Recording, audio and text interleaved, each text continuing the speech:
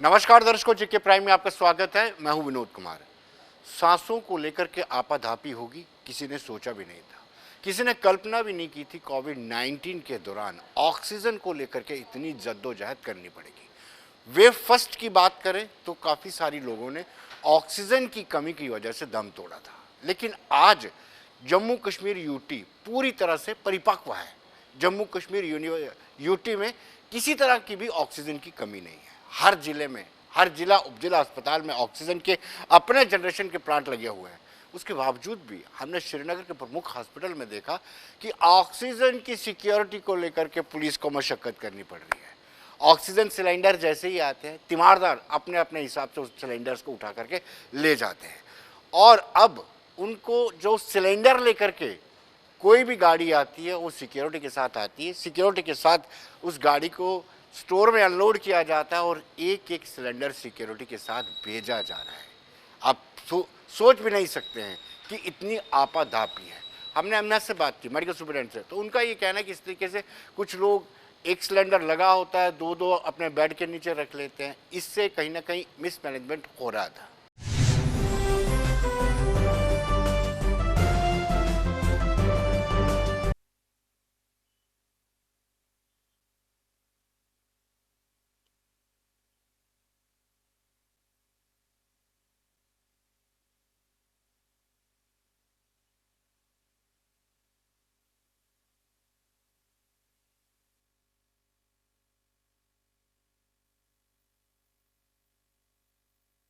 तो आज का जो एपिसोड है ये गेट के बाहर जब उन्होंने पकड़ ली गाड़ी तो इसके ऊपर चढ़ गए एंड दे स्टार्टेड फाइटिंग।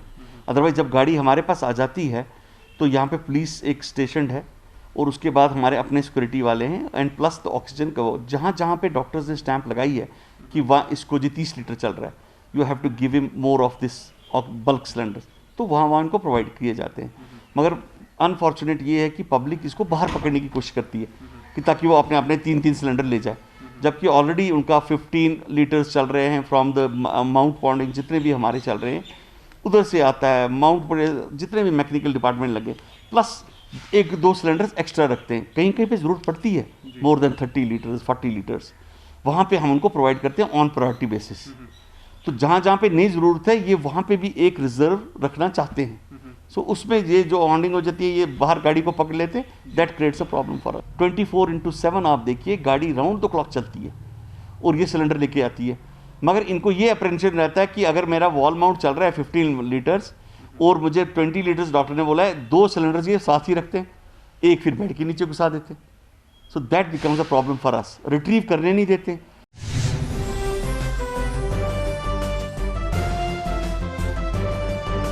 दर्शकों, अगर तीमारदारों की माने तो तीमारदारों का कहना है कि कहीं ना कहीं टाइम पर सिलेंडर नहीं मिलता है, इसलिए लोग आपाधापी में उस सिलेंडर को पहले से ही अपने पास रख लेते हैं कि समय रहते अगर सिलेंडर नहीं मिला, ऑक्सीजन का फ्लो नहीं मिला तो पेशेंट क्लैप्स कर सकते।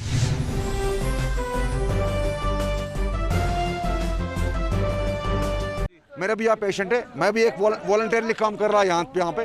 तो जब तक हमारे हाथ में था, जब तक मेरे हाथ में था, तो किसी को कोई प्रॉब्लम नहीं हो गई थी। तो जब हमने ये अपना काम उनको हैंड ओवर किया गैस प्लांट को, तो तब से हमें इतनी प्रॉब्लम फेस करनी पड़ रही कि मैं आपको कह नहीं पा रहा हूँ। 24 घंटे में हमारे पेशेंट्स को 2 सिलेंडर इशू होते हैं। एक सीरियल नंबर पहले पड़ता है सुबह 9 बजे और वही प्लांट वाले उसका दूसरा सीरियल नंबर देते हैं शाम को 6 बजे।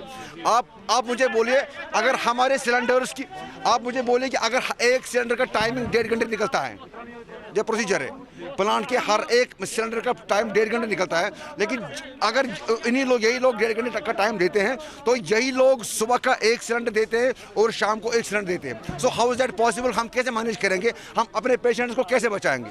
If you have got some time, मैं आपसे रिक्वेस्ट करता हूँ, if you have got some time, let you check every ward में। आप देखिए किसके पास 4 है, किसके पास 5 है, किसके पास 3 है, उसको वापस निकालिए। इवन मैं आपसे प्रॉमिस करता हूँ, जब तक हमारे हाथ में था, हम यहाँ पे लोकल वॉलंटियर थे, I am really proud of him with a core of heart. लेकिन मेरी पुलिस सिक्योरिटी से ये गुजारिश है कि ये मतलब अभी तक नहीं मालूम होना चाहिए, ये कम से कम शाम तक को भी मालूम होना चाहिए कि ना हर एक वार्ड में, हर एक पेशेंट में अपना सिलेंडर अगर हो जाएगा तो इसके लिए मैं इनका बेहद शुक्रगुजार हूं।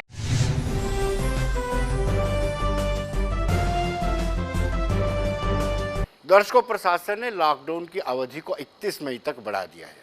24 मई यानी सोमवार सुबह 7 बजे तक लॉकडाउन था, अब इसको 31 मई तक बढ़ा दिया गया। दर्शकों, आपको बताते चले कि लगातार लॉकडाउन की वजह से ही थोड़ा सा कोविड-19 नियंत्रण में आया था और ये सब डिमांड कर रहे थे। हालांकि दिक्कतें बड़ी ज़्यादा आ रही हैं, लेकिन उसके बावजूद भी इस कोरोना वायरस की चेन को तोड़ने के लिए लाजमी है और कैसे मरीज़ कम हों, पॉजिटिव मरीज़।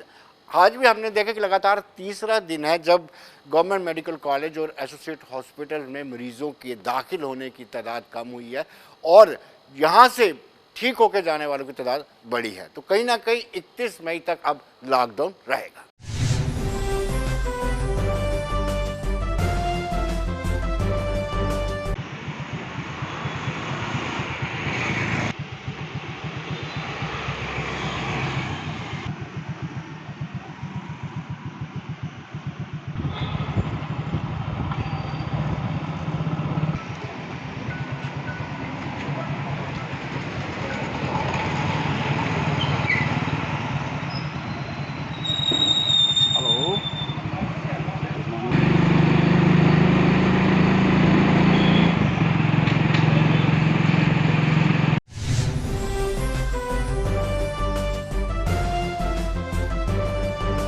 दर्शकों, राहत की खबरें सुनने को मिल रही हैं। हर जिले से कोई अच्छी खबर मिलने को आ रही है।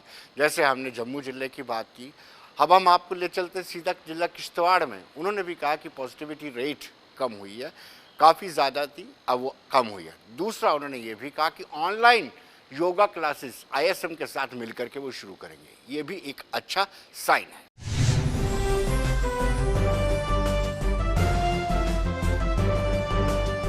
मैं आपको बता दूं, कल से हम ऑनलाइन, कल मॉर्निंग से पॉजिटिव पेशेंट्स और कोई भी अगर दूसरा भी उसके साथ जुड़ना चाहता है तो ऑनलाइन हम योगा क्लासेस मॉर्निंग में योगा के लिए शुरू कर रहे हैं, ताकि जो पॉजिटिव पेशेंट्स की रिकवरी जो है वो फास्ट हो सके। अगर कोई उस पेज के साथ जुड़ना चाहेगा वो फ्लैश कर दिया जाएगा, ऑनलाइन सुबह उनके साथ जुड़ सकते हैं।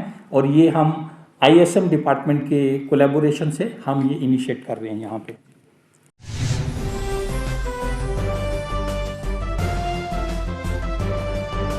दर्शकों, डिप्टी कमिश्नर जम्मू अंशुल गर्ग ने भी ये कहा है कि एक पॉजिटिव संकेत सामने आया है। जम्मू जिले में पॉजिटिव मामलों में गिरावट आई है। पहले लगातार पॉजिटिव मामले बढ़ रहे थे, मोर्टेलिटी रेट भी लगातार बढ़ रही थी जम्मू जिले में, लेकिन उन्होंने कहा कि राहत की सांस है। कोई ना कहीं अब जो पॉजिटिव मामले हैं वो 10% से 6.5% आ गए, यानी ये अच्छी खबर है। उन्होंने ये भी कहा कि ऑक्सीजन की भी कोई कमी नहीं है, ऐसा कोई हॉस्पिटल नहीं है जो वेल इक्विप्ड ना हो। तो दर्शकों, आपको बताते चलिए DRDO द्वारा जो हॉस्पिटल निर्माण किया जा रहा है वो जल्द ही मिल जाएगा। जब वो मिल जाएगा तो 500 बेड और ऐड हो जाएंगे।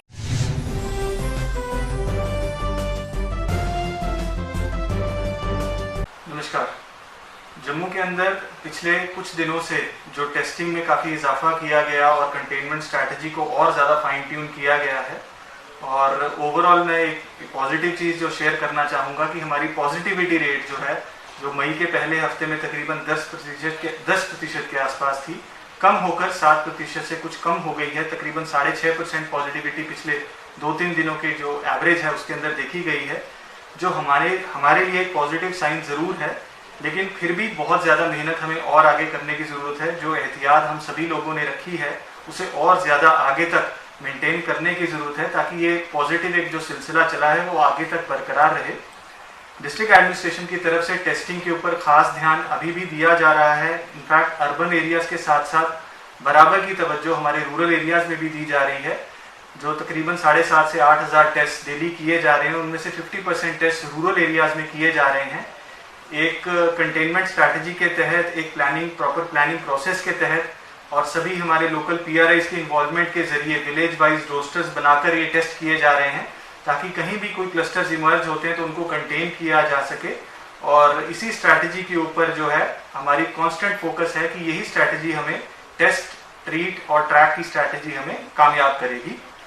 ऑक्सीजनेटेड बेड्स की जो कैपेसिटीज़ हैं उनको लगातार ऑगमेंट किया जा रहा है, ना कि सिर्फ GMC और एसोसिएटेड हॉस्पिटल्स में, बल्कि डिस्ट्रिक्ट हॉस्पिटल और सब डिस्ट्रिक्ट हॉस्पिटल्स में इनकी संख्या को बढ़ाया जा रहा है।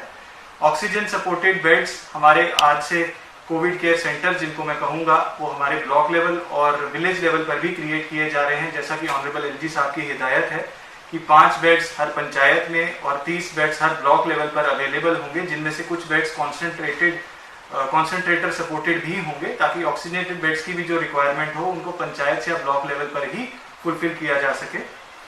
जम्मू के एडमिनिस्ट्रेशन की तरफ से जो डोर टू डोर कैंपेन था उसके अंदर भी तकरीबन 2250 लोगों को रीच आउट किया गया है फॉलो अप कॉल्स के जरिए।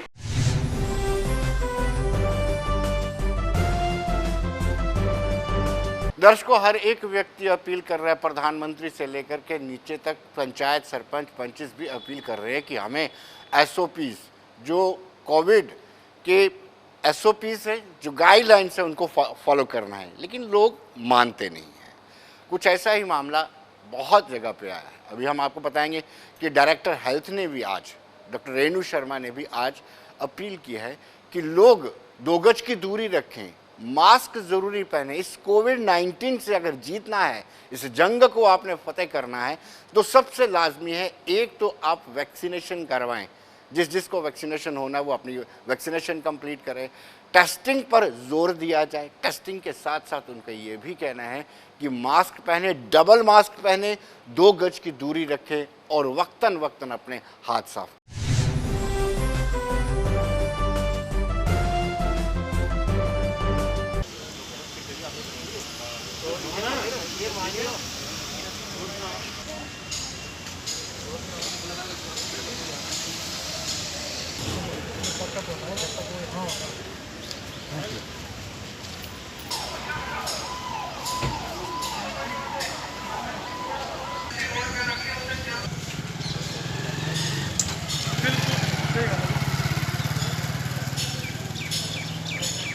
मैं लोगों को यही अपील करती हूँ कि एसओ प्रिकॉशन एक तो मास्क पहन के रखें, डबल मास्क पहन लें और दूरी बना के रखें।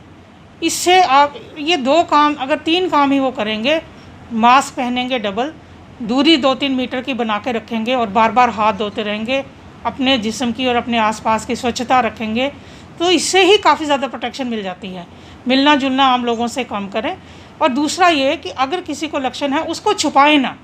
बहुत से लोग घरों में बैठे हैं, टेस्ट नहीं करा रहे। ऐसी रिपोर्ट्स हमें मिल रही हैं कि फीवर हो गया, नहीं ठीक हो जाएगा, कौन जाए टेस्ट कराने, क्या करें।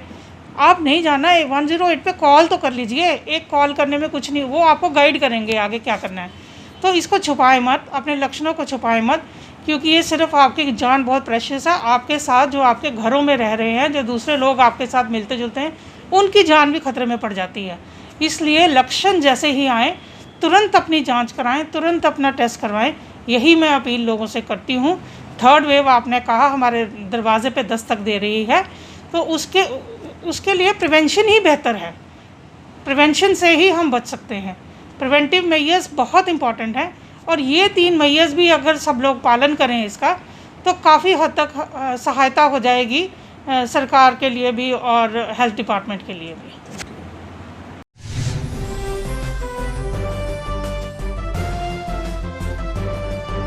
दर्शकों, हर पंचायत में कोविड छोटा मिनी माइक्रो कोविड सेंटर बनाने की बात कही गई थी, जिसमें 5 आइसोलेशन बेड्स होंगे।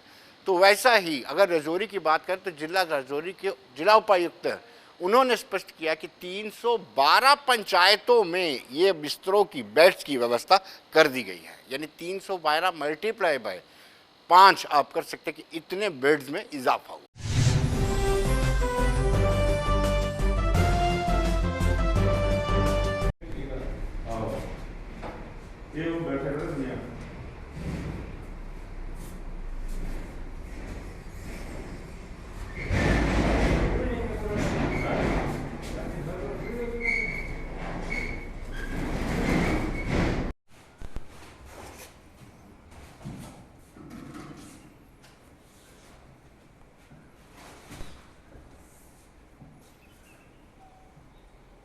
ज़िले के अंदर हमारे जो सरपंच साहिबान हैं, PRIs ने बहुत बढ़िया काम किया और एक ही दिन के अंदर 312 पंचायत के अंदर 5 बेडेड कोविड केयर सेंटर जो है तैयार कर दिए हैं। वहाँ पे जो भी फैसिलिटीज़ अवेलेबल कर सकते थे लोकली, डिस्ट्रिक्ट एडमिनिस्ट्रेशन की तरफ से वो कर दी गई है। हर कोविड केयर सेंटर में मेडिकल किट दी गई है, 5 ऑक्सीमीटर्स दिए गए हैं। अब हम इसके लिए एक आपका जो कंसंट्रेटर है वो अरेंज कर रहे हैं, वो अभी नहीं है। बाकी जो है कोविड केयर सेंटर जो 5 बेड जो है वो लग गए हैं और मेडिसिन वगैरह वहाँ पे पहुँचाई गई। हर कोविड केयर सेंटर जो पंचायत लेवल पे बनाए गए हैं उनको अटैच किया गया है नियरेस्ट मेडिकल सेंटर और जो भी SDH है। ज़रूरत पड़ने के ऊपर वहाँ डॉक्टर जाएगा या एम्बुलेंस ऑन कॉल रहेगी। अगर हमने यहाँ ऑक्सीजन कंसंट्रेटर अगर हम दे पाए वहाँ तक तो वो टेम्परेरी तौर पर इस्तेमाल किया जाएगा और पेशेंट जो होगा वो शिफ्ट किया जाएगा ट्रायज सेंटर में या प्रॉपर एक SDH हॉस्पिटल के अंदर।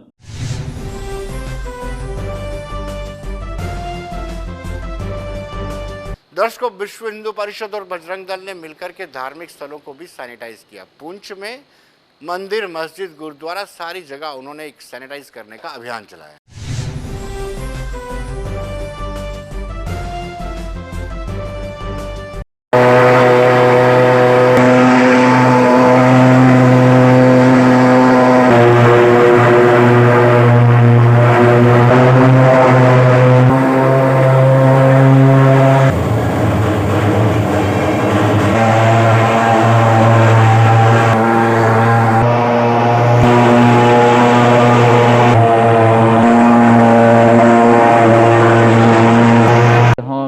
सिटी के जितने भी मंदिर थे, गुरुद्वारे थे और मस्जिद थी, वहाँ पे हमारा VHP और बजरंग दल की टीम आई है with the help of municipality और हमने यहाँ पे आके सैनिटाइजेशन कराई है। आप देख रहे हो कि इस समय लॉकडाउन है, लॉकडाउन के बावजूद भी कई लोग सुबह शाम मंदिर आते हैं, गुरुद्वारे आते हैं, मस्जिद आते हैं, अपने अपने प्रभु को याद करने के लिए, उस कोरोना महामारी को जड़ से मिटाने के लिए वो दुआएं करते हैं, प्रभु से विनती करते हैं और अरदास करते हैं। इसी सिलसिले में हमारा भी फ़र्ज़ बनता था कि हमने अपने लोगों को बचाने के लिए उनको जिन जिन स्थानों पे आते हैं वहाँ पे हमने सैनिटाइजेशन ड्राइव किया है और जहाँ जहाँ तक हो सकेगा हम वहाँ पहुँचेंगे, हाँ, म्यूनसिपैलिटी के साथ मिलकर और अपना काम अंजाम।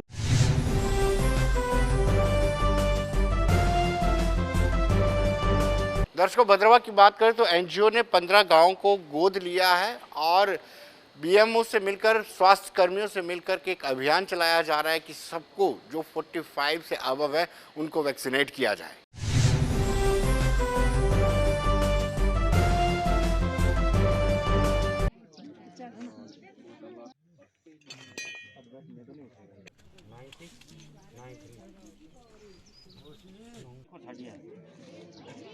नासिर साहब, मैं आपको बताना चाहूँगा कि 3 दिन पहले हमें ऑनरेबल DC साहब से मीटिंग हुई थी जिसमें देवकम साहब ने कुछ स्टेप्स उठाए सोशल ऑर्गेनाइजेशन के साथ, NGOs के साथ। तो हमने ये वहाँ पे ये बात रखी कि हमारे भद्रवाह में जो रूरल एरियाज़ है, दूर दराज के इलाके हैं, जो गांव जो है हमारे, वहाँ पे कुछ ऐसे बुज़ुर्ग हैं जो बाज़ार नहीं आ पाएंगे, जो हॉस्पिटल नहीं आ पाएंगे। तो हमने उनसे ये रिक्वेस्ट की थी कि वैक्सीनेशन हम NGO की तरफ से एक अभियान चलाएंगे तो हमें फुल सपोर्ट की जाए। तो उन्होंने उसी वक्त इनिशिएटिव स्टेप उठाया, तो यस किया। तो हमने जो टारगेट रखा है NGO एथिक्शन कमेटी भद्रवाह ने कि हमने 15 गाँव जो कवर करने हैं वैक्सीनेशन से। तो माशाल्लाह आज पहला दिन है हमें, तो पहले दिन में हमने आज 3 गाँव जो पड़ते हैं, बरौ, छतरा, शनात्रा और खोलू मोनो वगैरह, इसके साथ आते हैं।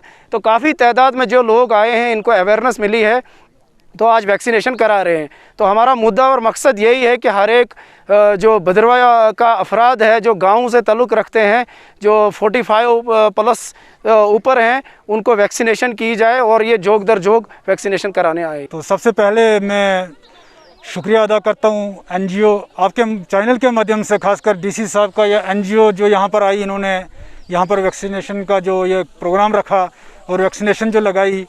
तो हम बहुत खुशकिस्मत समझते हैं अपने आप को कि इस इतनी कोविड-19 जो इस वक्त बड़ी महामारी चल रही है और यहाँ पर जो वैक्सीनेशन का प्रोग्राम NGO की तरफ से रखा गया, हमारे खासकर मैं आपको बता दूँ कि यहाँ से हमारे जो रूरल एरिया होते हैं तो गरीब तबका बहुत होता है। यहाँ से बुज़ुर्ग जो हमारे हैं वो बाज़ार तक नहीं पहुँच सकते, अस्पतालों तक नहीं पहुँच सकते हैं और ख़ासकर गरीब लोग यहाँ से जो है भद्रवाह जाना या डोडा हमें बहुत मुश्किलात का सामना करना पड़ता है।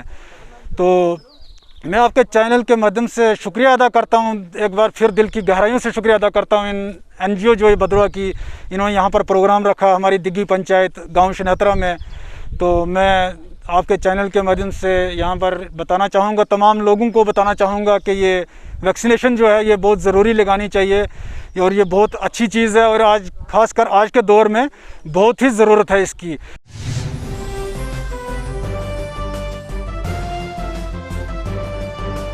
दर्शकों, इसमें कोई दो राय नहीं है कि ब्लैक फंगस ने चिंताएं बढ़ा दी हैं, लेकिन डॉक्टर्स की क्या राय है ये हम आपको बताते हैं।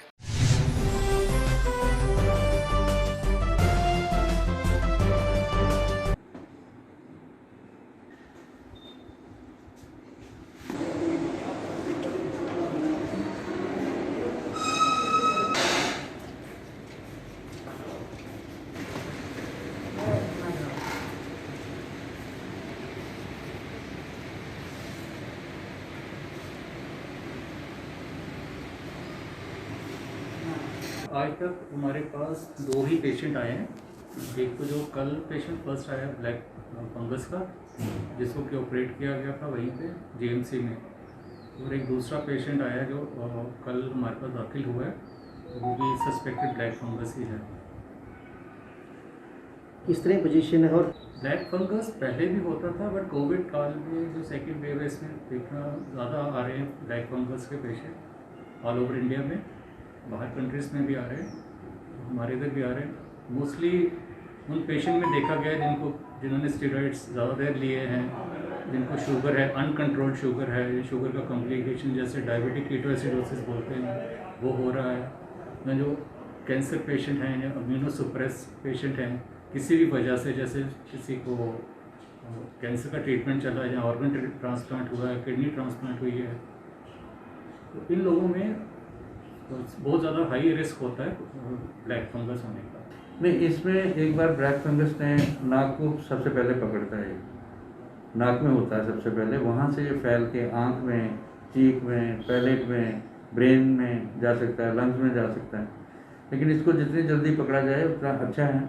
इसका ट्रीटमेंट तो ऑक्सीजन ही है, उस पार्ट को निकालना है जिसमें फंगस हो चुका है, और वो भी कम्प्लीटली निकालना है, क्योंकि अगर वो कंप्लीट ऑक्सीजन नहीं हुआ तो इसके स्प्रेड करने के चांसेस रहते हैं। उसके बाद इन पेशेंट्स को फिर एंटी फंगल ड्रग्स पे डाला जाता है काफ़ी देर के लिए। अभी जो कल जो पेशेंट आया था हमारे पास, उसने तो डिस्चार्ज ऑन रिक्वेस्ट ले लिया, वो चला गया होगा। क्या एडवाइस करेंगे इस टाइम पे? मैं ये कहूँगा कि जो पेशेंट्स कोविड से डिस्चार्ज होते हैं उनको 2 से 6 हफ्ते के अंदर ये ब्लैक फंगस होने का चांसेस रहते हैं। उस दौरान उनको डॉक्टर को चेकअप करवाना चाहिए और अपना दिखाना चाहिए, नेज़ल एंडोस्कोपी करानी चाहिए, ताकि अर्ली पकड़ा जाए और अर्ली डायग्नोज हो जाए। वो पेशेंट जिनको चीख में कोई एनेस्थीसिया हो जाता है, पैरास्थीसिया हो जाता है, नाक से डिस्चार्ज आना शुरू हो जाता है, नाक बंद हो जाता है पोस्ट कोविड में, घर पे चले गए हुए हैं, उनको, और वो डायबिटिक भी हैं, इम्यूनो कॉम्प्रोमाइज भी हैं, उनको ये चेकअप अर्ली करवाना चाहिए। एक लोगों में ऑक्सीजन से नहीं फैलना, ऑक्सीजन को हमें पहले पानी में से गुजारना पड़ता है। जो पानी वो यूज़ कर रहे हैं वो कॉमन पानी नहीं यूज़ करना है, उसकी जगह डिस्टिल्ड वाटर यूज़ करना है।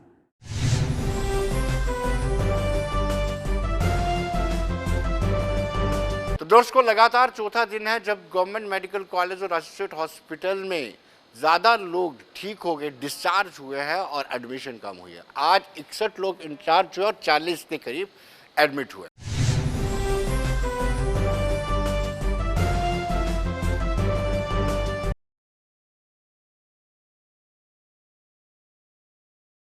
पिछले 24 घंटे में 51 लोग डिस्चार्ज हुए हैं, तो ये बहुत अच्छी अचीवमेंट है हमारे इंस्टीट्यूशन की।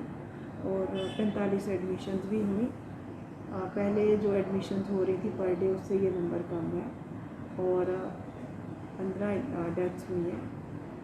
तो अभी 967 बेड्स हमारे पास टोटल हैं, जिनमें 98 आईसीयू बेड्स, कल के ऐड किए हुए 18 बेड्स को मिला के टोटल बेड्स, आईसीयू बेड्स हमारे पास अब ग्रेजुअली बढ़ते जा रहे हैं। 121 हमारे पास टोटल क्रिटिकल केयर बेड्स जो जीएमसी और एसोसिएटेड हॉस्पिटल्स में अभी ये अवेलेबल हैं। तो यही अपडेट है आज की। वही कि बेशक थोड़ा सा रेस्पाइट नज़र आ रहा है, और उसका ये मतलब नहीं, कोविड वायरस का जो ट्रांसमिशन पैटर्न देखते हुए अपने पास्ट एक्सपीरियंस से या फिर जितना हमारा ये अभी करंट भी रिसर्जेंस के टाइम एक्सपीरियंस रहा है, जिसमें ट्रांसमिशन रेट भी बहुत ज़्यादा था और जिसमें लोग ज़्यादा बीमार भी हमारे पास आए और डेथ्स भी ज़्यादा हुई, इनको देखते हुए हमें फिर से याद करने की ज़रूरत है कि कोविड अप्रोप्रिएट बिहेवियर के अलावा हमारे पास दूसरा कोई रास्ता नहीं है इन्फेक्शन कंटेनमेंट का और पैंडेमिक कंट्रोल।